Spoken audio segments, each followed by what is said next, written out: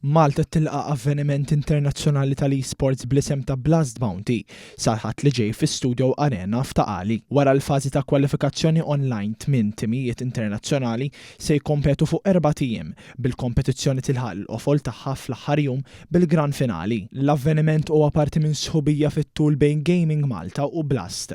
B'Malta tospita kompetizzjonijiet ewlenin tal-esports filwaqt li tikseb viżibilità internazzjonali permezz tax-xandiriet u l-kontenut globali ta' Blast. L-edizzjoni tas-sajf tas-sena li għaddiet li saret ukoll f'pajjiżna attirat kważi 800,000 spettatur minn madwar id-dinja. B'dan l-avveniment kien il-ħames l-iktar segwit tas-serje ta' Blast Premier. L-avveniment għandu wkoll dimensjoni lokali b'saħħitha bħala parti mis-sħubija fit-tul. Blast stabbilixxiet studio u ċentru operattiv ta' 1000 metru kwadru f'Taqali li jservi kemm għal produzzjonijiet internazzjonali kif ukoll għall-iżvilupp tal-esports lokali. F'kumment lil One News waqt żjara fl-istudios f'Taqali, il-kap eżekuttiv ta' Gaming Malta Ivan Filletti tkellem dwar l-investiment sostanzjali li qed isir f'dan is-settur. Dana tista' tgħid jorqob ħafna viċin il-10 miljuni il-15 miljuni. Meta inti tara studio bħal da bl-aħjar equipment li qed isir kollu ġewwa Malta.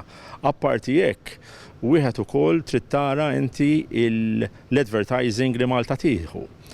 Tajjeb li tkunu tafu li transmission tal-esports competition li ssir minn ġewwa Malta jkun hemm madwar 40 miljun viewership online. 40 miljun. Mhux numru żgħir. Tista' timmaġina l-eyeballs kemm hemm nies qed jarawhom u il-promotion li qed tieħu Malta f'dan l-sports. Infatti qed isibuna bħala il-Monaco tal-esports. Ix-show producer ta' Blast Mikkel Jules Peterson saħaq li lan huwa li l-avveniment ma jkunx biss organizzat f'Malta iżda li jkun ukoll ta' benefiċċju għall poplu Malti. Huwa spjega li bis-saħħa ta' dan l-avveniment qed jinħoloq ħafna xogħol għal Maltin. It's important for us that the Maltese events is not just an event going on in Malta, but it's also events for the Maltese people. We want to do our best that we can do in order to support the grassroots of Maltese esports and the organizations that are arising from this country.